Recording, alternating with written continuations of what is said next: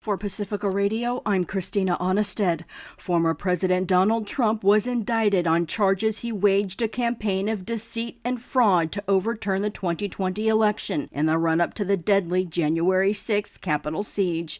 The historic 4-count indictment against a former president charges him with conspiracy to defraud the U.S., conspiracy to obstruct an official proceeding, an attempt to obstruct an official proceeding, and conspiracy against rights, in this case, the right to vote. Special Counsel Jack Smith made the announcement in a brief statement last night. The attack on our nation's capital on January 6, 2021 was an unprecedented assault on the seat of American democracy.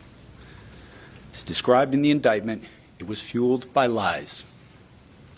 Lies by the defendant targeted at obstructing a bedrock function of the U.S. government, the nation's process of collecting, counting, and certifying the results of the presidential election. It also indicts 6 unidentified people, 4 attorneys, some of whom allegedly helped spread misinformation about the election, likely Trump's attorneys Rudy Giuliani and Sidney Powell, one charged with crafting the scheme of fake electors to substitute ones Joe Biden won in 6 swing states, likely Kenneth Chesebro, and an attorney who crafted the legal theory the vice president could reject certification of the election, likely John Eastman.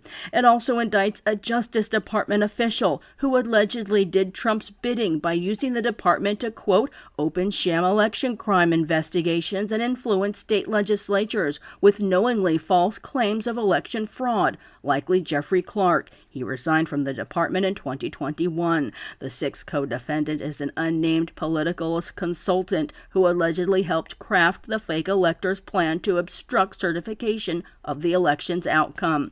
The 45-page indictment starts by claiming Trump lost the 2020 election but was determined to stay in power, so he knowingly spread lies and misinformation the election was fraudulent and that he actually won, to sow distrust in the U.S. electoral system. It also accuses Trump and his allies of pursuing unlawful means to overturn the election results in 6 states: Arizona, Georgia, Michigan, New Mexico, Nevada, Pennsylvania, and Wisconsin, where they began recruiting slates of fake electors to sign certificates falsely stating Trump, not Democrat Joe Biden, had won their states.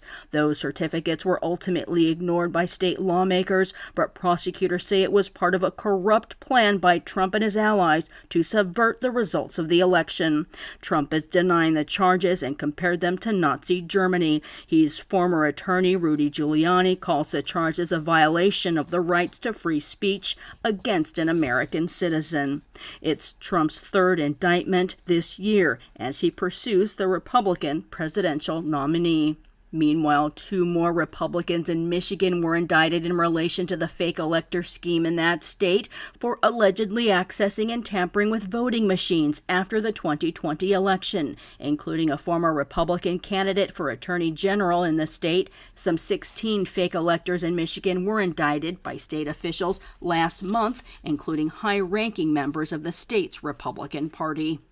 Historic flooding in China. The capital, Beijing, has recorded its heaviest rainfall in more than a century over the past few days. Chinese authorities say the torrential rains from a typhoon have destroyed roads, knocked out power, and caused at least 21 deaths, leaving 26 others missing. A powerful typhoon has slammed into Okinawa and other islands in southwest Japan, with high winds injuring more than 30 people as it now heads towards mainland China. As the world is on track to have the hottest July in some 100,000 years, 4 progressive U.S. senators have sent a letter urging the Justice Department to prosecute oil companies for misleading the public about the impacts oil and gas drilling would have on the climate, comparing companies like ExxonMobil and Shell to tobacco companies. It says the companies misled consumers and discredited climate science in pursuit of massive profits.